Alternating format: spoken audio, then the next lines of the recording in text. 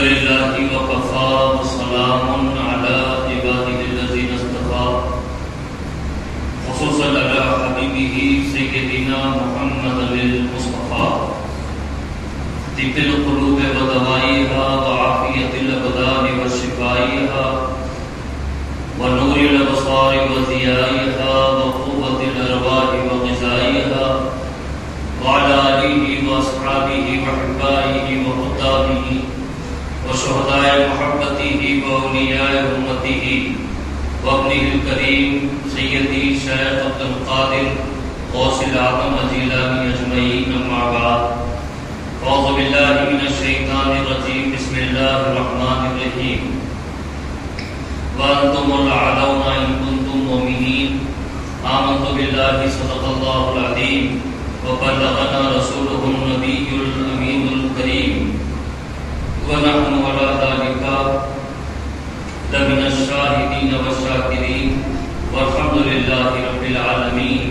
بندہ پروردگارم امت احمد نبی دوست دارم چار یارم طابہ اولاد علی مذہب حنفیہ دارم ملت حضرت خلیل خاک پائے غوث اعظم دیر سایہ پروری۔ حضرات گرامی، لائق تقریب بزرگوں، قابل قدر نوجوان دوستوں، ساتھیوں، جس دنیا میں ہم رہتے اور بستے ہیں، ہر انسان کی فطرت اس بات کا تقاضا کرتی ہے کہ اس کی عزت ہو، اس کی عظمت ہو، اس کے لیے کامیابی ہو،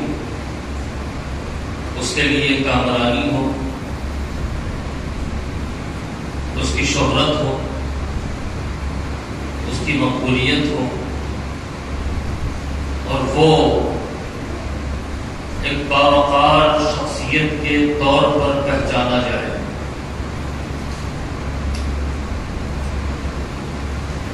یہ ہر انسان کی فطرت کا تقاضا ہے۔ کوئی انسان اس فکر سے خالی نہیں۔ اب اس مقصد کو پانے کے لیے دو طرح کے مزاج ہیں جن کو سمجھنا ضروری ہے کہ ایک مزاج یہ ہے کہ ہماری ہر چیز برانڈڈ ہو، ہمارا ماحول لگژری ہو، گھڑی بھی پہنے تو ایسی کہ کوئی دوسرا نہ پہن سکے، موبائل بھی یوز کریں تو ایسا کہ کسی اور کے ہاتھ میں وہ نظر نہ آ سکے، کپڑا ایسا پہنے کہ لوگ دیکھتے رہ جائیں گے، گاڑی ایسی ہو کہ بس روڈ پہ ہم نکلیں تو پھر ہم ہی رہیں،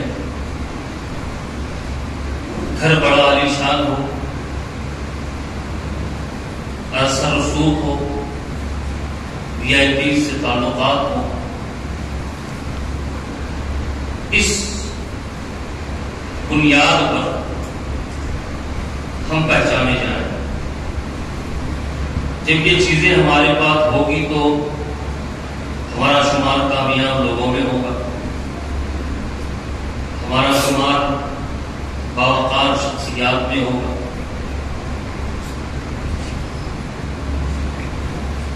اور افسوس کی بات یہ ہے کہ اس طرح کا مزاج رکھنے والے تھوڑی دیر کے لیے اگر ہماری دعوتوں کو، محفلوں کو دیکھیں تو ہمیں اندازہ ہوگا کہ بھئی یہ مزاج بالکل یہی ہے کہ ہماری محفلوں میں، دعوتوں میں سود خوروں کی عزت ہوتی ہے، لینڈ گرابرز کی عزت ہوتی ہے، قتل کرنے والوں کی عزت ہوتی ہے، آوارہ گرد لوگوں کی عزت ہوتی ہے۔ جس کی اپنی نظر میں کوئی حیثیت نہیں ہوتی اس کی حیثیت کو بڑا سمجھ لیا جاتا ہے.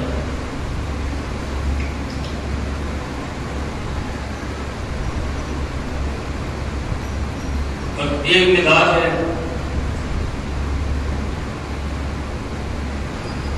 جو اس بات کا احساس کرواتا ہے کہ یہ سارے اسباب ہیں. اگر اسباب جمع ہو جائیں تو ان بنیادوں پر کوئی عزت نہیں ہے، کوئی عظمت نہیں ہے، کیونکہ یہ اسباب کبھی بھی ختم ہو سکتے ہیں، کبھی بھی چھینے جا سکتے ہیں.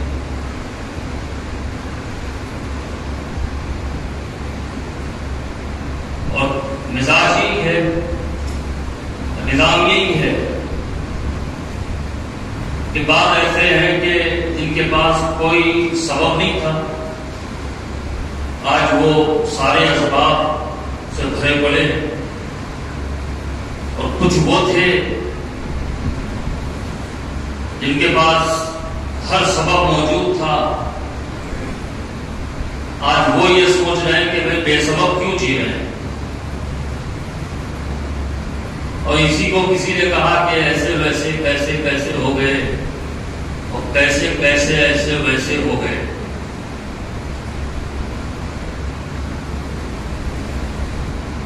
ایک مزاج یہ ہے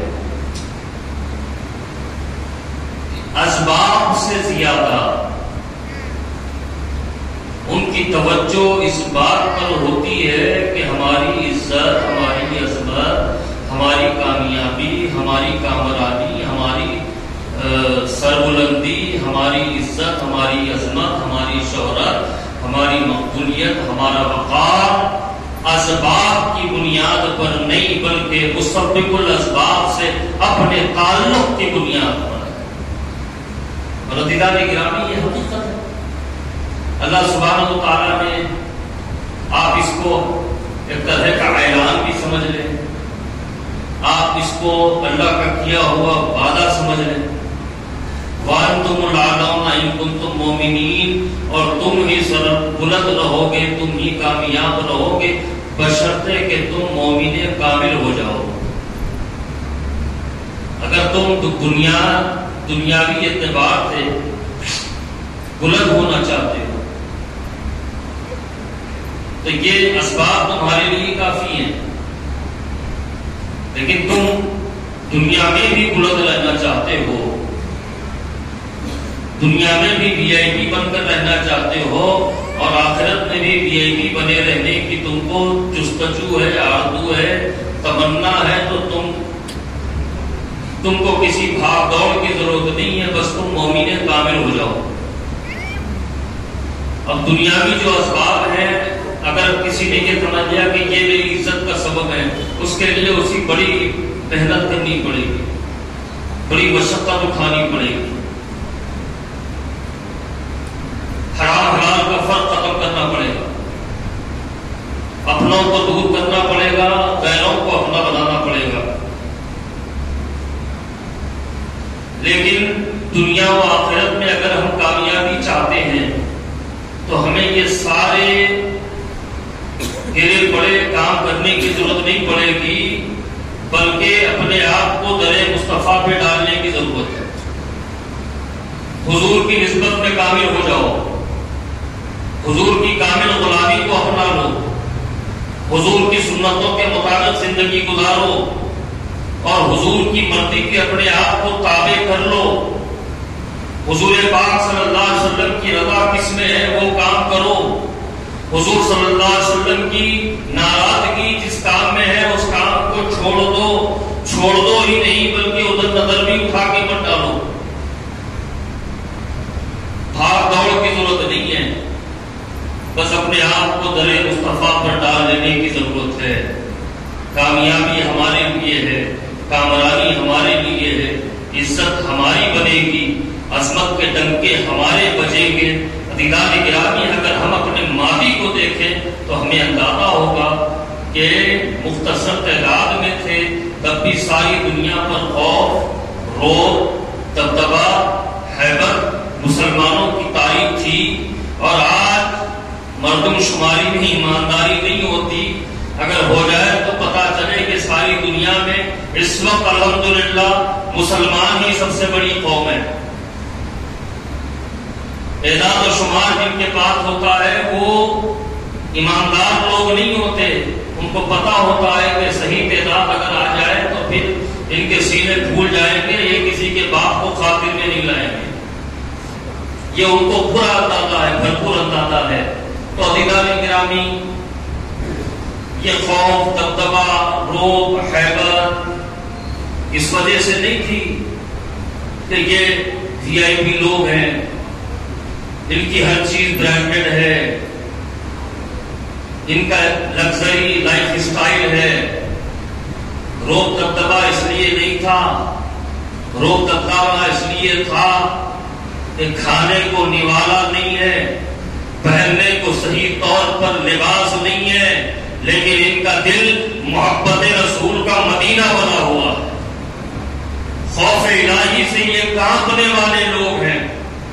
اور جب کسی کو یہ نعمتیں مل جاتی ہیں کہ اللہ کا خوف اور رسول اللہ صلی اللہ علیہ وآلہ وسلم کی محبت جس کو مل جاتی ہے، عزیزان گرامی، اسے اپنے چال ڈھال سے کسی کو ڈرانے کی ضرورت نہیں ہوتی. اس کا نام ہی لوگوں کو ہیبت ڈالنے کے لیے کافی ہو جاتا ہے. اب آج یہ ساری گفتگو عزیزان گرامی میں اس لیے کر رہا ہوں کہ موجودہ حالات، بالخصوص ہمارے اپنے ملک کے جو حالات ہیں، دن بدن ہمارا ملک الیکشن کے قریب ہوتا جا رہا ہے. اور اس کو آپ پہلے کے الیکشن کی کیمپیننگ ابھی سے ہی شروع ہو چکی ہے. اور حکمران جماعت جو ہے اس کے پاس کوئی ایسا مدعا نہیں ہے کہ جن کی بنیادوں پر وہ عوام میں آ کر یہ کہیں کہ بھئی آنے والی حکومت بھی ہماری بناؤ، دیکھو ہم نے یہ اچھے کام کیے ہیں. اچھے کام تو ان کی فہرست میں کوئی ہے ہی نہیں. کوئی مدعا ان کے پاس بچا نہیں. ایک بابری مسجد تھی، برسوں چلایا گیا، شہید ہو گئی، فیصلہ ان کے حق میں ہو گیا. اور وہ بیچارے بابری مسجد کی جگہ مندر بنانے والے اب تک حیران ہیں کہ مسجد بڑی بھی تھی، بڑی شاندار تھی، لیکن اب ہم جب بنیادیں بنانے کی کوشش کر رہے ہیں تو وہاں سے تو ایک دریا بہ رہا ہے. تو ان کے پاس کوئی اب مدعا نہیں رہا. اور کوشش انہوں نے کی متھرا کی عیدگاہ کی، کوشش انہوں نے کی جیت باقی مسجد کی. اب وہ سارے کے سارے مقدمات عدالت کے حوالے ہو گئے. اب ہمارے ملک کی عدالتوں کا حال تو آپ جانتے ہیں کہ بچے بوڑھے ہو جاتے ہیں، بوڑھے گزر جاتے ہیں، اور ایک نسل ختم ہو کے دوسری نسل آ جاتی ہے، تب بھی مقدمہ ابھی لسٹ میں نہیں آتا. تو الیکشن چونکہ قریب ہے تو مختلف ایشوز مارکیٹ میں لائے گئے ہیں. اس میں سب سے بڑا جو ایشو آج چل رہا ہے وہ یکساں سول کوڈ کا ہے. اب یکساں سول کوڈ یعنی سب کے لیے ایک ہی قانون. ابھی بیوقوفوں کو یہ اندازہ نہیں ہے کہ اب ہمارا ملک نئے یکساں سول کوڈ کی کوئی ضرورت نہیں ہے. ہمارا ملک اس وقت بھی یکساں سول کوڈ میں ہے. اس کی وجہ یہ ہے کہ یکساں سول کوڈ کا مطلب یہ ہے کہ ہر شہری برابر کے قانون کا پابند ہوگا. اب برابر کا قانون یہ ہے کہ ہر آدمی کو اپنی تہذیب لے کر چلنے کی اجازت ہے. یہی تو یکساں سول کوڈ ہے. ہر آدمی کو اس بات کی آزادی ہے کہ وہ اپنی مرضی کا کھانا کھائے. جس کو ویج کھانا ہے وہ ویج کھائے، جس کو نان ویج کھانا ہے وہ نان ویج کھائے، کسی کو پتے کھانا ہے وہ پتے کھائے، کسی کو بکرے انڈیلنے ہیں وہ بکرے انڈیلے. ہر کسی کو آزادی ہے. کپڑوں پہ کوئی پابندی نہیں ہے کہ سب ایک طرح کا LKG سے 10 تک جو یونیفارم رہتا وہ سارے کے سارے ایک ہی رنگ کے کپڑے پہن کے نکل جائیں، ایسا کچھ بھی نہیں ہے، بلکہ ہر کسی کے لیے اس بات کی آزادی ہے، یہ قانون ہے کہ وہ اپنی تہذیب کو، اپنے کلچر کو، اپنے مذہب کو، اپنے اصولوں کو لے کے وہ زندہ رہ سکتا ہے۔ اب یکساں سول کوڈ کا شوشہ چھوڑا گیا، اس کے ذریعے اب پورے ملک میں ہنگامہ ہو رہا ہے، یکساں سول کوڈ، یکساں سول کوڈ، اور ہمارے بھائی بہت سے مولوی حضرات ہیں جو اس مسئلے کی نزاکت کو سمجھتے نہیں اور دھڑا دھڑ بیان بازی بھی کر رہے ہیں، تقریریں بھی کر رہے ہیں، اچھل کود کے ہنگامہ آرائی ہو رہی ہے۔ عزیزان گرامی، ایک بات آپ سمجھ لیں، یکساں سول کوڈ سے مسلمانوں کو اتنا حرج نہیں ہے جتنا نقصان دوسرے قوموں کا ہے۔ اسلام کے ماننے والوں کا اتنا کوئی نقصان نہیں ہے جتنا دوسرے مذہب کے ماننے والوں کا نقصان ہونے والا ہے۔ ایک شوشہ بنا دیا گیا کہ یہ مسلمانوں کے خلاف ہے تاکہ مسلمان جذباتی ہو کے باہر نکل جائے۔ ہے بھی جذباتی قوم، بھائی چھوٹا بڑا سب نکل لیتے ہیں، تو ہمارے تو جذبات بڑے بلند و بالا ہیں، تو وہ یہ خود گمان میں ہے کہ ہم جذبات میں آ کے نکل جائیں گے، یہ ہمارا اتنا معاملہ نہیں بگڑے گا، ہمارا معاملہ اتنا نہیں بگڑے گا۔ ایک چھوٹی سی مثال آپ کو دے کے سمجھاؤں، ایک مسئلہ یہ بتایا جا رہا ہے کہ بھئی ایک شادی سے زیادہ کی اجازت نہیں رہے گی۔ اب آپ بتائیں کہ آپ کی نظر میں کتنے مسلمان ہیں جنہوں نے 4 چھوڑیے 2 شادیاں کی ہوئی ہیں، اور اللہ نے جن کو ایک ایک بھی دی ہے وہ ایک ایک سے بھی پریشان ہے، کہاں دوسری مصیبت بول رہے ہیں۔ کوئی رشتہ لگانے والے نشاطہ کو ڈھونڈتے پھر رہا ہے، کوئی نکاح پڑھانے والے قاضی کو ڈھونڈ کے پڑھ رہا ہے، کب وقت کیا مصیبت لگا دیا۔ اب یہ دوسری شادی، یہ چوتھی شادی، 4 شادیوں کا عزیزان گرامی یاد رکھیں، اسلام میں یہ دوسری اور تیسری اور چوتھی شادی کا جو کانسیپٹ ہے، پہلے آپ اس کو سمجھ لیں۔ یہ مسلمانوں کے لیے لازمی نہیں ہے، مسلمانوں کے لیے ضروری نہیں ہے۔ یہ نہیں ہے کہ مسلمان رہنا ہے تو 2 شادی کرو، مسلمان رہنا ہے تو 4 شادی کرو۔ عزیزان گرامی، دوسری شادی کی ضرورت چند وجوہات سے پیش آتی ہے۔ ایک تو یہ ہے کہ بیوی اولاد کے لائق نہیں رہتی، بعض عورتیں ہوتی ہیں، اللہ تعالیٰ جو بعض عورتیں ہیں اللہ تعالیٰ ان کو بھی اولاد سے نوازے۔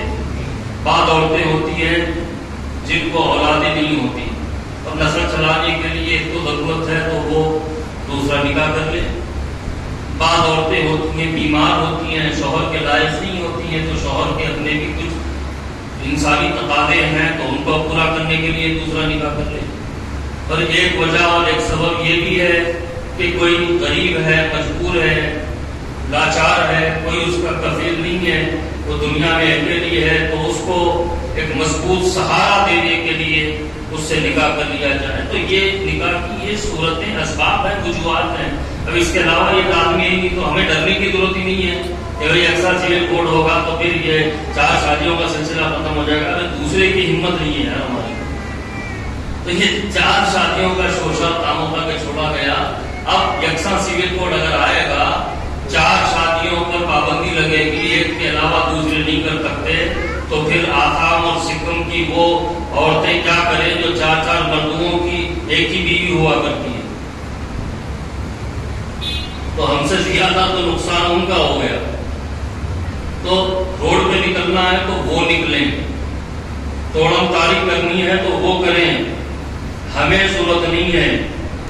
ہم تو بڑے اطمینان سے ہیں، مطمئن ہیں، اللہ کرم کرے گا، اور ہم اس بات پر یقین رکھتے ہیں کہ 5 سال کو ایک حکومت آتی ہے، دوسری جاتی ہے، آتی ہے، جاتی ہے، یہ سلسلہ 70 سال سے چل رہا ہے۔ لیکن عزیزان گرامی، ہم تو اس بات پر یقین رکھتے ہیں کہ حکومتیں بنے کس کی بھی، راجا تو ہمارا خواجہ غریب نواز ہے۔ جب تک ان کا آستانہ سلامت ہے، جب تک ان کی چوکھٹ سلامت ہے، یہاں مسلمانوں کا کچھ نہیں ہونے والا ہے۔ لیکن عزیزان گرامی، مسلمانوں کو پریکٹیکلی طور پر سدھرنے کی ضرورت ہے۔ اسباب پر بھروسہ ختم کریں، مسبب الاسباب کی بندگی کو اختیار کریں۔ دنیا میں رہنے کے اصول ہیں عزیزان گرامی، یا تو آپ کسی کے ہو جاؤ یا آپ کسی کو اپنا کر لو. یہ عام بولی ہے، بھائی کسی بھائی کو پکڑ لو، زندہ رہنا ہے تو محلے میں محفوظ رہو گے، یا پھر خود بھائی بن جاؤ. تو آپ اگر جینے کے جو اصول ہے وہ یہی ہے کہ آپ کسی کے ہو جاؤ یا کسی کو اپنا کر لو. زیادہ بات کو میں لمبی نہیں کروں گا. عزیزان گرامی، آج جو چنائی ہے کل اس کو مدراس کہا جاتا تھا، وہاں بڑا سمندر ہے، بے آف بنگال.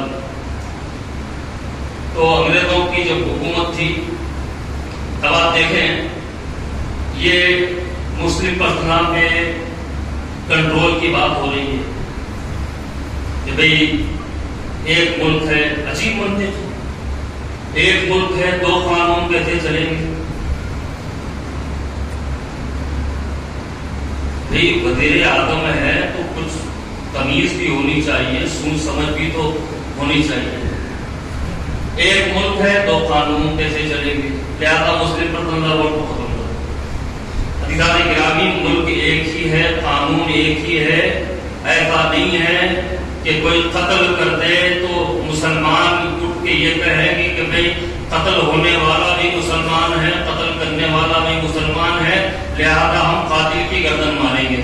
اسلامی سزا تو قتل کرنے والے کی سزا یہی ہے کہ اگر مقتول کے لوگ معاف کرتے ہیں الگ شکل ہے، کچھ مال کی بات ہوتی ہے الگ شکل ہے، لیکن اگر یہ کہیں کہ ہمیں اس کا بدلہ چاہیے تو اسلام کہتا ہے گردن مار دو.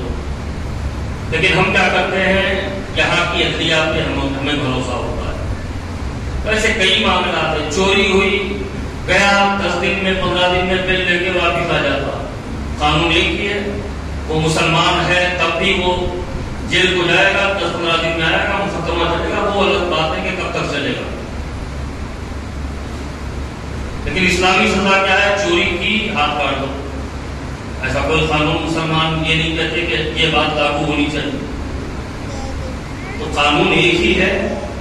اب تہذیب ہماری اپنی اپنی ہے. کوئی اپنے مذہب کی تعلیم پر عمل کرتا ہے، ہمیں بھی اس بات کی آزادی ہے، حق ہے ہمارا کہ ہم اپنے اسلام کے اصولوں پر عمل کریں. اب رہی بات ہے کہ وراثت کا مسئلہ، ایسا کون سا بڑا سنگین مسئلہ ہو گیا وراثت؟ ہمارے وراثت کے جو مسئلے رہتے ہیں وہ انڈرسٹینڈنگ رہتی ہے. بہت کم لوگ ہیں جو بےہودی قسم کی حرکتیں کرتے ہوئے کورٹ کو چلے جاتے ہیں. بھائی بہن پہ مقدمہ کر رہا ہے، بہن بھائی پہ مقدمہ کر رہی ہے، ورنہ خاندان کے بزرگوں کو جمع کیا جاتا ہے کہ بھائی ایک گھر ہے، 80 گز کا گھر ہے، 100 گز کا گھر ہے، اس کی قیمت کیا ہے کہ بھائی کو اتنا ملے گا، بہن کو اتنا ملے گا. بہن بھی خوش، بھائی بھی خوش، بہن کے شوہر بھی خوش. انہوں تو خوش ہوں گے، گھر بیٹھے آمدنی ہوگی. ہمارے پاس کی وراثت کا مسئلہ بھی کوئی بڑا سنگین مسئلہ نہیں ہے. تو عزیزان گرامی، عرض کرنا ہے کہ یہ سارے معاملات اپنی جگہ ہے اور منظم انداز میں مسلمانوں سے کھیلا جا رہا ہے. اور یہ یقین ہے کہ مسلمان جذباتی قوم ہے، تو ہمیں ہراتا ہونے کی ضرورت نہیں ہے، ہمیں پریشان ہونے کی ضرورت نہیں ہے. یہ یکساں سول کوڈ سے ہم سے زیادہ نقصان دوسرے اقوام کا ہے، تو ذرا ان کو باہر آنے دیجیے، آپ انتظار کیجیے.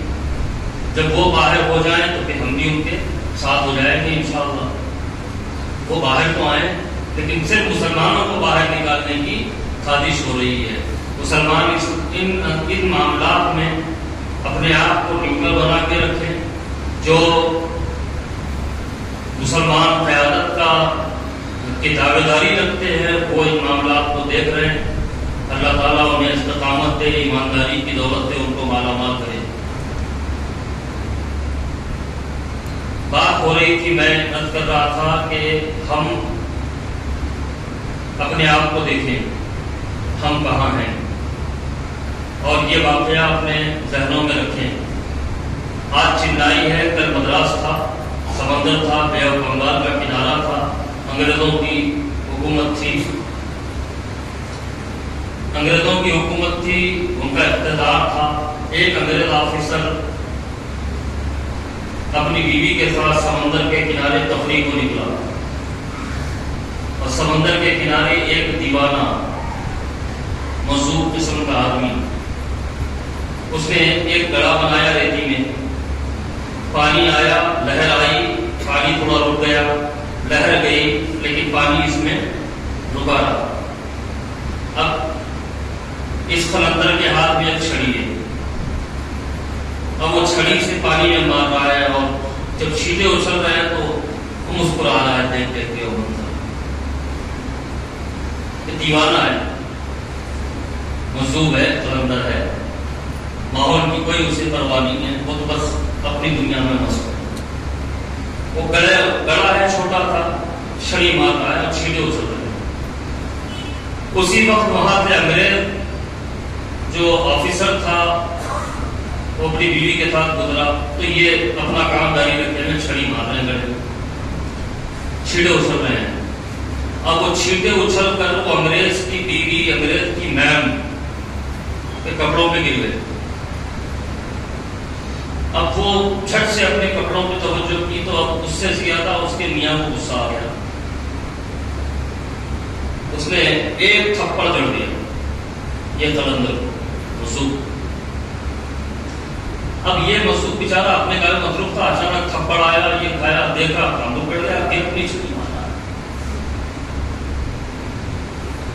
تھوڑی دیر گزری، چند قدم، وہ انگریز اپنی بیوی کے ساتھ آگے بڑھا، دھڑام سے زمین پہ گرا، تب نہ ہاتھ کام کر رہا ہے نہ پاؤں کام کر رہا ہے۔ لوگ بڑے حیران ہوئے، ظاہر سی بات ہے انگریز آفیسر ہے تو اس کا اپنا پروٹوکول ہوگا، سیکورٹی ہوگی، سب جمع ہو گئے، بولے کیا ہوا کیا ہوا کیا ہوا۔ بیوی نے کہا پتا نہیں کیا ہو گیا، اچانک لوگوں نے کہا کچھ تو وجہ ہوگی۔ جب اس کی بیوی کو سمجھ میں آئی یہ بات کہ بھئی میرے میاں نے ابھی چند لمحے پہلے ایک بڑی غلطی کر دی، وہ دیوانے کو تھپڑ مار دیا۔ اس نے کہا کہ ابھی ابھی ایسا ہوا تھا، پتا نہیں اس کے بعد یہ ہو گیا۔ تو لوگوں نے کہا کہ ہاں یہ مجذوب کی وجہ سے ہوا ہے، اگر تمہارا شوہر اس کو نہیں مارتا تو تمہارے شوہر کے ساتھ یہ نہیں ہوتا، جاؤ اس سے معافی مانگ لو۔ اب وہ پہنچی، وہ قلندر مجذوب کے قدموں میں بیٹھ گئی، کہا معاف کر دو میرے شوہر کو، یہ اپنے کام میں مصروف، چھڑی مارنے میں لگے ہوئے۔ تو لوگ جمع ہو گئے، سب درخواست کرنے لگے کہ حضرت یہ کیا ہوا۔ تو انہوں نے اپنے کام کو روکا اور لوگوں کی طرف دیکھ کے بولا بھائی کیا ہوا۔ تو بولے نہیں وہ آپ کو تھپڑ مارا تھا، بے ادبی کی تھی اس نے، اس کے ہاتھ پاؤں گر گئے، مفلوج ہو گیا، پڑا ہے ریتی پر۔ تو انہوں نے کہا کہ میں نے کر دیا۔ تو لوگوں نے کہا نہیں وہ آپ کے ساتھ ایسا ہوا اس لیے۔ تو مسکرا کے کہا کہ میرے مارے ہوئے پانی کے چھینٹے اس کے کپڑوں پر گرے تو اس کے دوست کو غصہ آیا، جب اس کے دوست کو غصہ آیا تو یہ جو کر سکتا تھا اس نے وہ کیا، اور جب اس نے مجھے تھپڑ مارا تو میرے دوست کو غصہ آیا، اس نے جو کرنا تھا وہ کر دیا۔ تو عزیزان گرامی، اللہ کی بندگی کو اختیار کرو، مسبب الاسباب پر بھروسہ کرو۔ دنیا تمہارے ساتھ کچھ بھی کر لے، یاد رکھو تم اگر اپنے رب کے ہو جاؤ گے تو پھر تمہارے ساتھ برا کرنے والوں کا برا تو وہ فرما دے گا۔ اور یہی ہے وَأَنْتُمُ الْأَعْلَوْنَ إِن كُنتُم مُؤْمِنِينَ، اور تم ہی سربلند رہو گے بشرطے کہ تم مومن کامل ہو جاؤ۔ عزیزان گرامی، کسی بھاگ دوڑ کی، محنت مشقت کی، پسینہ ٹپکانے کی ضرورت نہیں ہے، بس سرکار کے در اقدس پر اپنے آپ کو ڈال دو، اللہ تعالیٰ بلندی عطا فرمائے گا، اللہ کامیابی عطا